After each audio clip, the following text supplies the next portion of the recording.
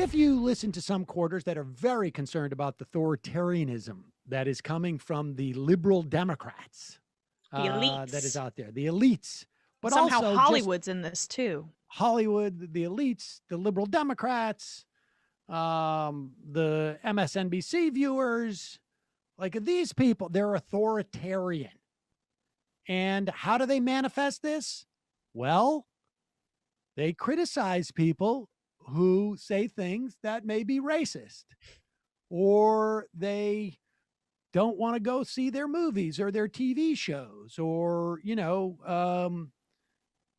criticize them in general. Well, here's Tucker Carlson saying, well, oh, you think that's authoritarian? Hold my beer, and then ignore the fact that I've just had you hold my beer. I'll drug you with this beer. Overwhelming majority of Americans, and pollsters have found this pretty clearly, think this is insane. They think you should judge people by what they do, not on the basis of their skin color. They believe in Martin Luther King. So it is BS. In fact, it's more than that. It's civilization-ending poison.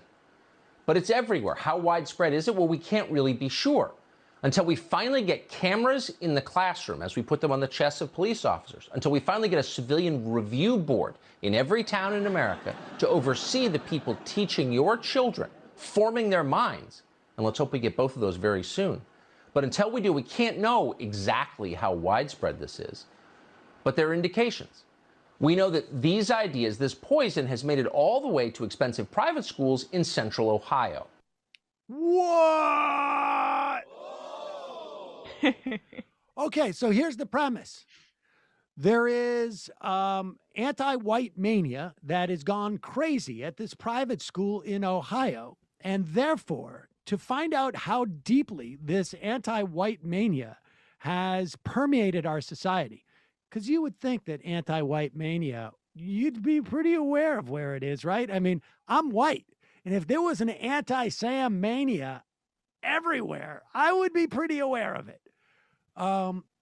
We need to spy on every classroom in the country and have independent review boards of what the teachers are doing.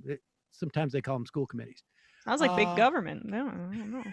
It sounds like Big Brother. Yeah. I mean, really big government. I mean, right. Well, they're against it with cops, but now they're for it with teachers. It's interesting. And just to be clear, that's not authoritarianism. That is just standing up for the little white guy, I guess. Well, I mean, like you've made this point a few times, Sam, about how they keep tying, the sphere about children being indoctrinated and children being outside the home. That's part of the QAnon fears and the anxiety that motivates that. Because really the underlying premise of, oh, your children are being sexually assaulted or abused potentially by these elites or by whoever the case may be, it's based in like this fear of women being outside of the home and the family structure kind of falling apart. And if you could pull up this tweet by Matt Walsh, I mean, this just tying into like he was backing up what Tucker Carlson said there. He's insinuating that very thing. Basically saying lots of people are upset at me for proposing that we put cameras in the classroom, but no one has offered any intelligible argument against it. That's because their real objection, which they won't say, is that they simply don't want you to know what is happening to your child. I mean, that works on two levels, right? It works on the level of we're going to create this anxiety about anti-white indoctrination, but also what's really happening to your child. I mean, that's kind of the B-level messaging behind that. I mean, just to be clear, first off, I am all in favor of imposing government officials and monitoring of what's going on in these private schools. Let's start there, since we know it's happening in Ohio. And we will start there with the imposition in these private schools, and then we'll roll it out across the country. Of course, that's a great way to expend our resources with those teachers. But this is when Corey Robin wrote that book about the reactionary mind. This is what he's talking about. None of this is new. I mean, back in 2006, David Horowitz wrote, about the 100 most dangerous professors on college campuses around, and they were setting up like a mechanism to report on your college, on your professors.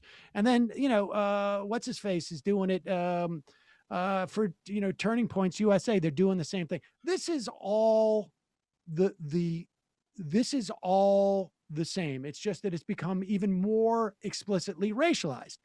The idea that there is an anti-white mania in this country, when you look back on, like, if there's a anti-white mania that's going on in this country, like, what do you call the anti-blackness that has permeated every day of the, like, it's like a hypermania, like, what, how does this anti-white mania manifest itself?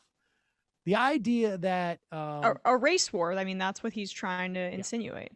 It's also just it's so ironic that he's advocating for surveillance of teachers when he was just crying for multiple segments on being surveilled by the NSA. Not that he cared at all when it was being done to regular people systemically, but more surveillance for thee, but not for me, because I am the Tucker Carlson and I summer in the, in Florida with George Bush, and I got my studio in Maine.